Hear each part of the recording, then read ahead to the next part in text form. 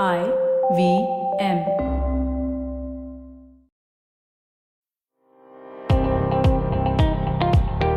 Welcome to All Things Policy, a daily podcast by the Takshashila Institution.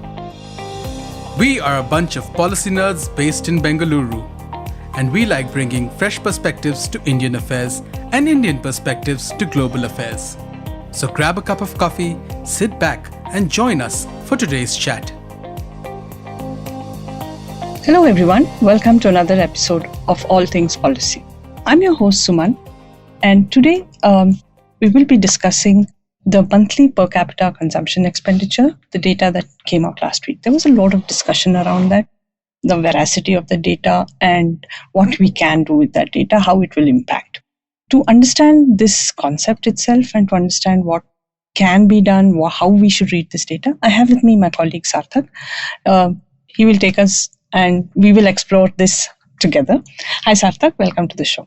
Hi Suman, thank you for having me here. So the monthly per capita consumption expenditure, which is part of the household consumption expenditure survey. The data was released last week, actually the week before last, and there was a lot of discussion around this. So before we get into the data or the specifics of the issue itself, we have to understand why this data is important. So why do you think we should be studying this? So Suman, I just want to go a step back. Now, there are different ways by which we can figure out the health of the economy. There are different economic indicators, right? For instance, you have gross domestic product, GDP. It gives you an idea about how the economy is doing. You can look at the trends. And again, maybe you can also do some projections.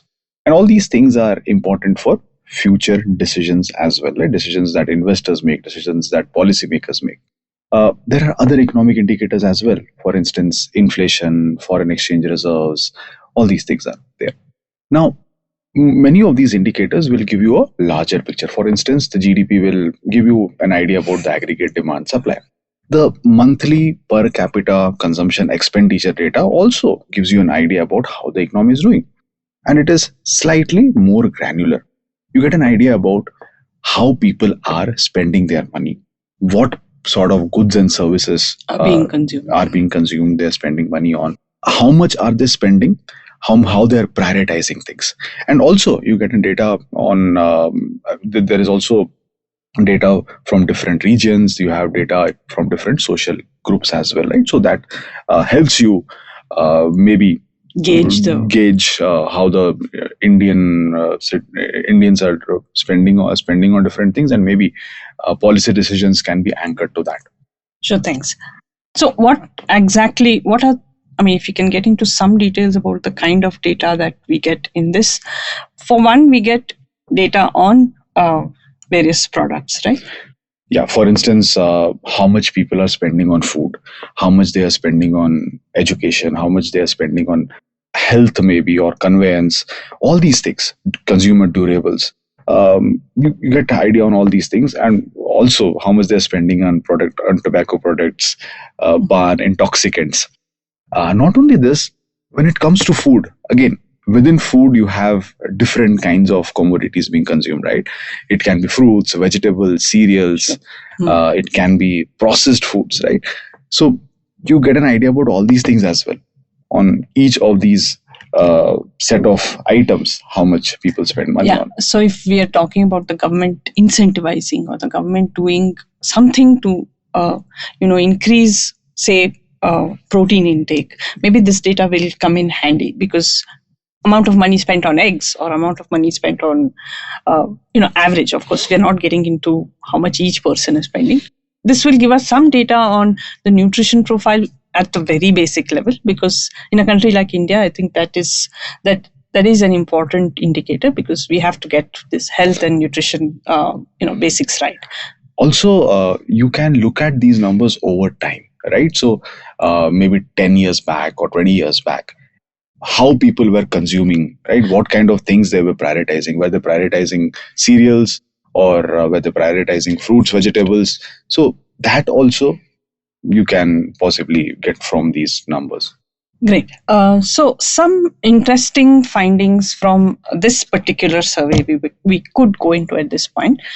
Just the headline numbers that I'd like our listeners to keep in mind is that the rural monthly per capita consumption expenditure stands at 3,773 rupees, and the average urban monthly per capita consumption expenditure stands at 6,459 rupees. So approximately double, like the urban person, an urban individual is spending almost double when compared to the rural. But Suman, I think we should also be talking about how it was maybe 10 years back, right? So the last time we had such kind of a survey where we had a sufficiently large data set was in 2011-12, and at that point of time it was 1430 rupees for a rural individual in the rural areas, and for someone in the urban area it was 2630.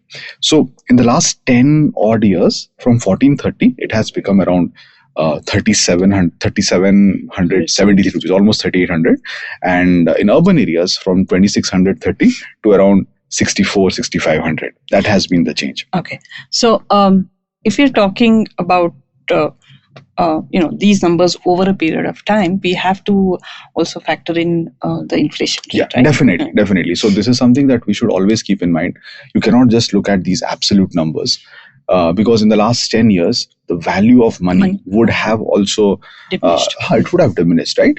The amount of money that you would have required to buy, let's say, a kilo of rice. Now you need definitely more amount of money for that, or most of the commodities, except for maybe electronic appliances and all those things, where again the prices might have gone down.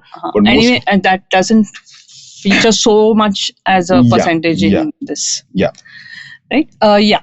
So, it does seem like we're doing a lot better, but again, I just want to point out one thing. If you take into account inflation, right, these numbers have not become double or triple, right? It has increased. The margin. rural expenditure would have increased by some 2.7%, and the urban expenditure would have increased by 3.1%. Yeah, that's about it.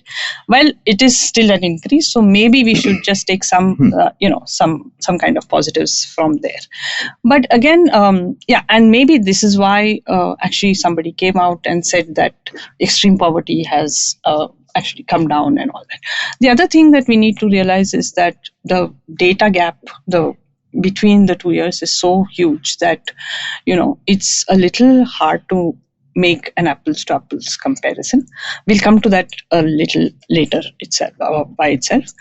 Also, we should make at this point we should make a mention that we did have some data 2017-18, but that data was apparently not useful, or there were some problems with that data set, and so that data was not. The official, I think, thing was that the quality of the data was not good. But then again, there are some other commentators who will say that the data did not look as appealing. Yeah, I guess because of the previous years of demonetization and all of that, which took away a lot of spending power from people, that data may not have looked good. So we are really looking at data that is 10 years, more than 10 years apart. So we must keep that in mind.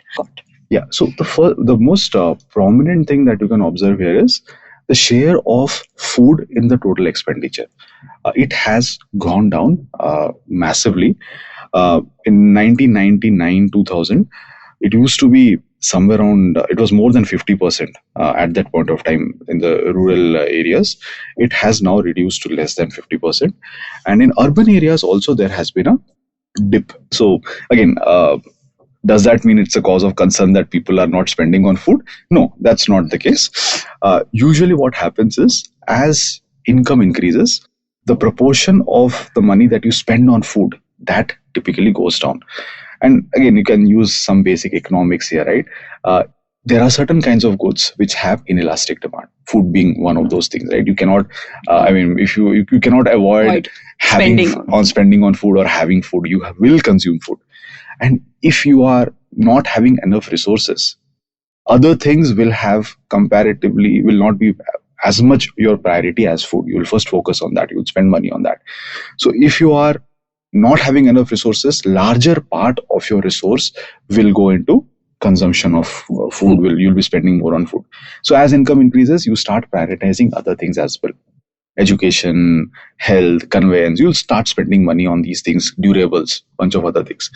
So as incomes increase, the share of expenditure on food goes down, and that is what we are observing in both rural areas as well as urban areas. Now, within the spending on food, there is again another interesting observation: how much money you are spending on cereals. Right? What is the proportion of money that you spend on food? How much of that is on cereals? So there also we see a massive dip. So which implies that people are now spending on other things. For instance, things which are much more nutrition rich or dense, right? Maybe milk products, proteins, vegetables, those kind of things. So for cereals, in rural areas, the decrease has been from 22% to 4.91%. In urban areas also, there has been a decline on that. Another interesting observation is that on conveyance. Now people are spending more on conveyance, right? So possibly people have a job which is maybe far from where they are, so they have to regularly commute. Again, maybe the cost of fuel is cost of fuel. Yeah, that can also be the case. Maybe you're transitioning away from agriculture, where you are your place of residence and where you are working, they are more or less nearby. Instead of that, now things have moved to a place where you have to commute every day. So there has been an increase in spending on conveyance as well. Yeah, so increase in milk and milk products, increase in conveyance expenditure are two notable things within the food basket. I thought I saw one slightly concerning. I'm really not sure if I'm reading that data right. There is an increase in processed packaged foods. So that I'm not sure is such a good thing. It may be a convenience thing. Maybe people are using more processed food because it is convenient. But the larger health effects of that we will see only later maybe. But it is something that we need to flag at this point in time, that increase may not be all that good as we think it would. As I was mentioning, on durable goods also, right, the expenditure has increased, right? So maybe people now have much more bandwidth to spend on these kind of goods. Yeah. So those are increases and decreases that we spoke of. Should we go into other things such as social groups? Yeah, definitely. So one thing this survey also finds out that among scheduled caste, scheduled tribes, the consumption expenditure is the least. Then it is the other backward classes. Least? Yeah, they are the ones who are able to spend. They are not able to spend. They are not able to spend, right? So the others, that includes people who are not scheduled caste, not scheduled tribe, not from the OBCs. They are the ones who spend more, right? So maybe it is linked with their capacity to spend, right? So scheduled caste, scheduled tribe, they do the worse in terms of spending. Yeah. So that is again something, a cause for worry, because if already poor, already disadvantaged are not seeing an increase in spending on the basics of food, then we have to think about how are the welfare schemes actually, are they reaching, are they making an impact in the first place? What is that impact? Okay, we could discuss all of this, but at this point, we'll take a break and we'll come back after the break. But at this point, we would like to just remind our listeners about the Takshashila courses that we have, the applications for our postgraduate program in public policy, as well as our next cohort of the graduate certificate in public policy program are open. And if you apply by March of 24th of March, you will get an early bird discount. So do look into school.takshashila.org.in and you can apply for our courses there. We'll come back after the break. Stay tuned to All Things Policy. We'll be right back after a short commercial break.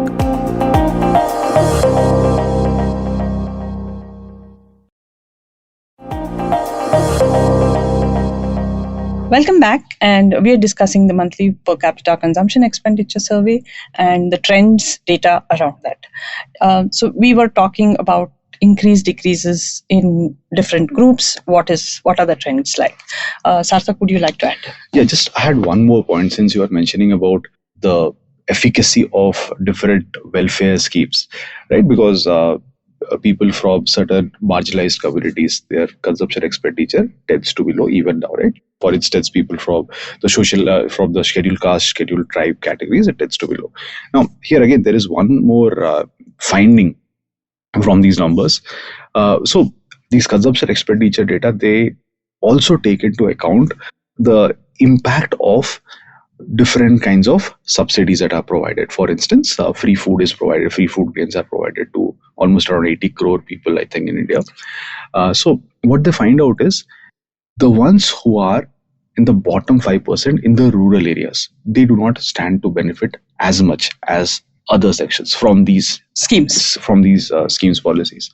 So again, it's a cause of concern, right? What could be the reason why they are not benefiting as much as others from some of these policy measures? Sure. That is an important point to look at. Going forward, so we're, again, like we mentioned, the data that we have now is as of a few months ago or a few years ago, whereas we are comparing this to 2011 and 2011-12 data. So is it a fair comparison? Is it a like-to-like comparison? Is something that we should really understand, because if we are comparing the two, then the inferences that we draw also should be fair in that sense, right? So what are some key highlights? Yeah, so thanks for pointing this out, Suman. So when we make comparisons, right, we should always keep this in mind, that we should compare apples with apples and oranges with oranges, not the other way around, right? We should not mix things together. So here also the same thing is applicable. As you mentioned, we collected data a couple of years back, and before that we have done it some one decade back, more than a decade back. Now, if the methodology more or less is same, then it's fine. But if there is a variation in the methodology, variation in the sample size, yeah, we might not get the right kind of output. So always we should keep this in mind. So what are some of the variations? What are some of the changes that have happened in these two rounds? One is the number of items that were considered, consumption items that were considered. In the previous round, it was around 347. In the newer round, it is around 405. So now you have more data about more number of items. Secondly, how many questionnaires were there? How many times the visits were made by the surveyors to the people, right? So in the latest round, more visits were made, right? So there is a possibility of having more data, granular data, right? Since you are making multiple visits as opposed to single visit, which was there in the previous round. Also the way of collecting. Yeah, way of collecting. Digital versus exactly, right? So there might be different kinds of errors as well, right? So you have to take that into consideration. So these are few things we should keep in mind. We should not always say that, okay, this has exactly changed as it is. Yeah. So the last part of it is, again, it is an average. So if you look at it, the bottom 5% of the rural folks have a consumption expenditure of 1,300 rupees or so, and the top 5% of the rural folks have 10,500 rupees. Again, in the urban side too, you see this huge difference between the top 5% versus the bottom 5%. So small percentage is skewing the numbers both sides, and this has led to some. So this inequality has increased. Okay, there's no gainsaying or there's no doubting that fact. Okay, that is one last observation that we made out of this whole survey. Finally, as people who study this, I mean, the numbers can vary. The numbers, will give different things. Will probably say different things at different times. But what do these numbers actually inform? How are we using these numbers, and how should we look at them, for us to make better sense of the economy as a whole?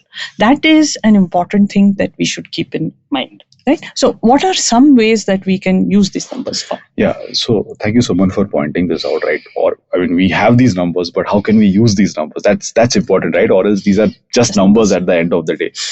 So one thing is we from time to time, we try to find out what is the rates of inflation, right? One of the things that we use CPI. It's an indicator of inflation. Now, how do we arrive at CPI, the Consumer Price Index? Right. So you have a basket of goods that people typically consume, and you track the price of each of these goods, right? Over a period of time. But how do you design that basket, first of all? And what all you should fit in that basket? What should be the weightage for each of the component in the basket? So that is important.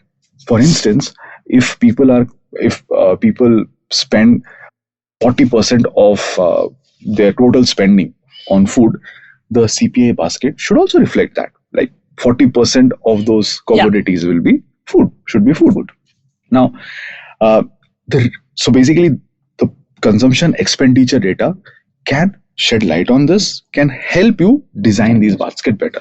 And also maybe you'll change the weights as you'll change the weights, right? Maybe there is something which is there in the CPI basket which you realize that people are not spending money on that, right? From the consumption expenditure data, you can get an idea about that. People are not spending maybe people are spending more on something. I'll give you an example.